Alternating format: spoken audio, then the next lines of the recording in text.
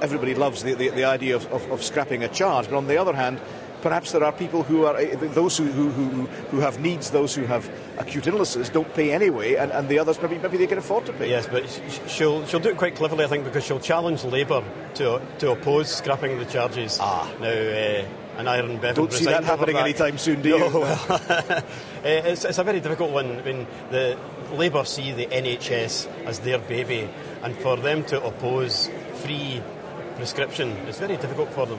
Yeah. Eddie. Yeah, I was going to say, I think it's an absolutely correct point, and very much Nicola Sturgeon's, I think the theme of this speech, and certainly the theme of the way that she's ran this job so far, is almost to kind of undercutting Labour from the left on the NHS and taking their clothes.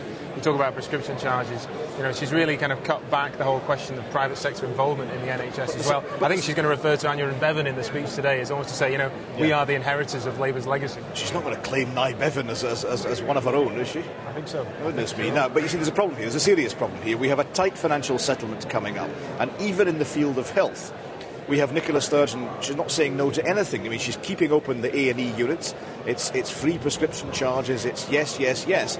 Aren't they going to have to start saying no soon to some things to get within that tight budget that John Swinney's talking about? Absolutely. I mean, this is almost the undercurrent to this conference. We talked about triumphalism, but that's there is the second strand, isn't it? You start kind of digging a little bit, speaking to ministers, and they're all aware that after tomorrow they go back to Edinburgh to their civil servants and to their balance sheets, and how on earth do they get all this sorted? And health, of course, the biggest part of their budgets after local government is a major factor. I just wonder whether there might be some changes in the way that GPs and doctors are paid, and whether those contracts, those very lucrative contracts, might be looked at again. Nicola Sturgeon has hinted at that in the past. You think would that be feasible, though? I mean, they would really kick if you tried to do that, so, and they would have some justice. Wages is where you save money, and maybe that's the best place to find. Campbell, what about this point? I mean, Eddie's absolutely right. This is strand one is whoopee we won. Strand two is, my God, in 2 weeks' time, John Swinney's going to have to announce a really tight, detailed budget settlement. Now, they're complaining about it like nobody's business, but he's going to have to deal with it, isn't he? Crunch time will come on November the 14th when he publishes that budget. They will, of course, blame Westminster. They're doing it already. Yes, of course they're doing it already. It is a tight settlement, a tighter settlement than they've had in previous years, but it is still an increase. They should be able to, mix and match, and they should get most of their stuff through, but they are going to start having to say no at some point. And Labour leaders are already saying, Mr. Swinney, you knew this was coming, you knew it was going to be tight, you anticipated in your manifesto 1.8 billion extra, it's roughly 1.4 billion over those 3 years. Live with it. Get on, start governing. Yes, but the first year is particularly tight. It's only 0.5 of an increase. It's better years 2 and 3. But you're absolutely right. We've had no opposition, really, in the Scottish Parliament to the SNP so far. And the opposition will come after November the 14th, because that's when it will get down to nuts and bolts and policies. Eddie. Yeah, I think I thought it was interesting yesterday in John Swinney's speech where he pointed out that I think he actually came up with the number of 700 million less than what they thought it was going to be. And you can almost see the strategy being put in place now for the 14th, which is, okay, yeah, we did know that the budget wasn't going to be as good, but we didn't realise it was going to be this bad when we were planning government back in March, April and May. So it's almost about saying, they gave us a surprise, they gave us a shock. Who wins that battle come November is really important. It's a propaganda battle, isn't it? The SNP are now getting their excuses in first, and Labour saying, you knew all this, you knew it was coming.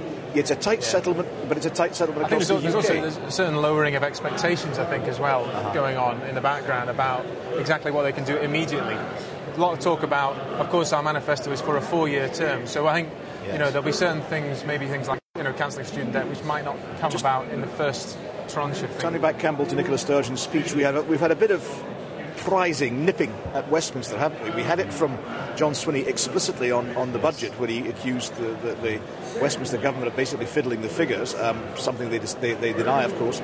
We had it from Alex Salmond, prodding Gordon Brown. Do you expect a bit of that from Nicola Sturgeon? Well, rather surprisingly, I think she might even have a go at Kelvin Mackenzie, which he's a former editor of The Sun. Yes, bandied about in here quite a lot in the past couple of days. He is public enemy number one in Aviemore this weekend. A guy that seems perhaps to have forgotten his family origins, given the name Mackenzie, but there we are. And remarkably, he was booed in England when he said it. So, Eddie, what do you expect in terms of this, prodding at Westminster? This is a big issue as well, isn't it? Yeah. I think, she's speaking to the party faithful. That's what they like.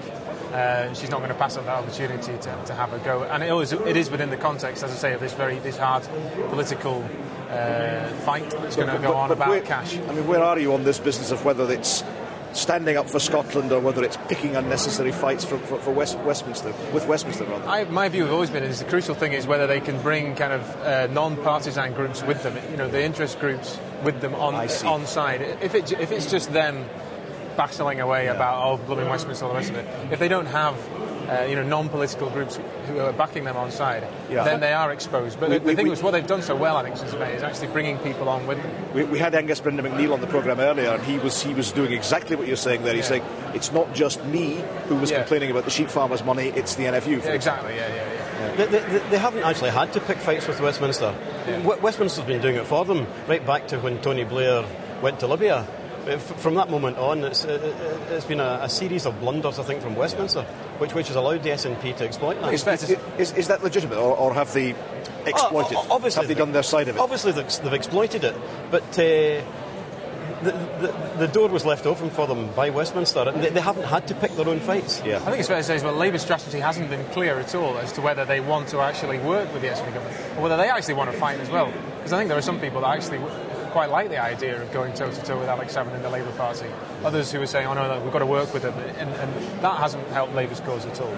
So you think there's been uncertainty on that side of the story? Yes, I mean, we heard Wendy last week saying that she was going to be consensual and work with SNP on certain things, work with Tories on other things. She actually set out detailed proposals, didn't she? On things she would agree on, but then you see other frontbenchers in Labour who are just viscerally opposed to the SNP and just can't bring themselves to work with the SNP.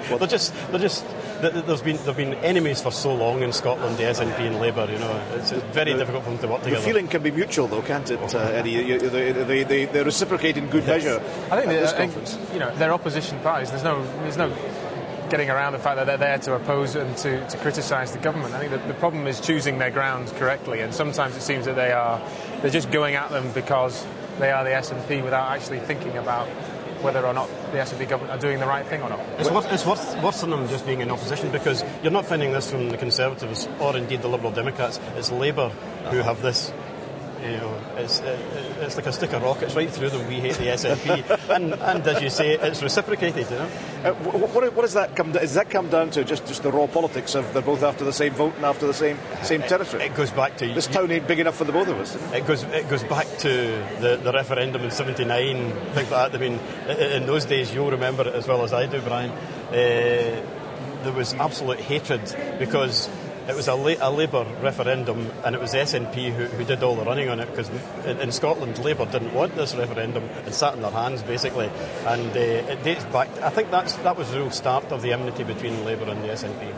What's the next strategic approach, do you think, Eddie, for the SNP and the SNP leadership? I mean, they've got the power, they've got the votes just in the Scottish Parliament, they've set out a fairly limited legislative programme. What's the next big strategic pitch? Is it to try and get that referendum, or is that feasible? I have to say I'm a bit confused on this one. I mean, there was Alex Salmond came up with gave an interview last week to the Holyrood magazine in which he really seemed to be saying, right, forget this thing about just running the country. I am going for independence. Absolutely, That is it. I'm going to accelerate that bid for independence. So the national conversation was going to kind of come to a head, as it were.